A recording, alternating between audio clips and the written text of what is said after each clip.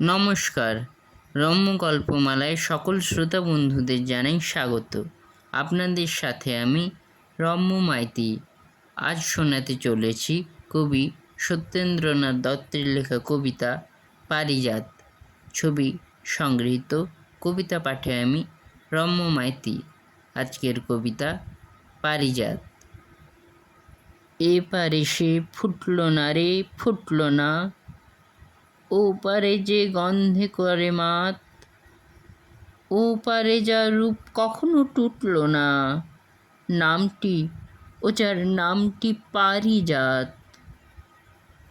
এপারে তার গন্ধ আসে উচ্ছ্বসী, মুগ্ধ হিয়ায় হাওয়ায় মেলি হাত, ও পারে তার মাল্য রচে উর্বশী, স্বপন মাখা মৌন আখিপাত।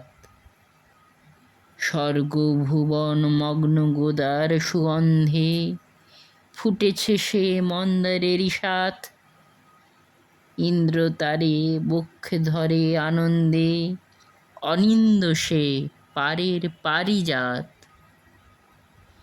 এবারে তাই হরণ করে আনবে কে, মৃত্যু সাগর করবে পারাপার, তাহার লাগি বজ্রের কুসুম মানবে কে, স্বর্গে হানা দিবে বারংবার, ঐরাবতের মাথায় অসি হানবে কে, প্রিয়ায় দিতে পারিজাতের হার, পারের পারিজাতের মরম জানবে কে, কে ঘুচাবে প্রাণের হাহাকার।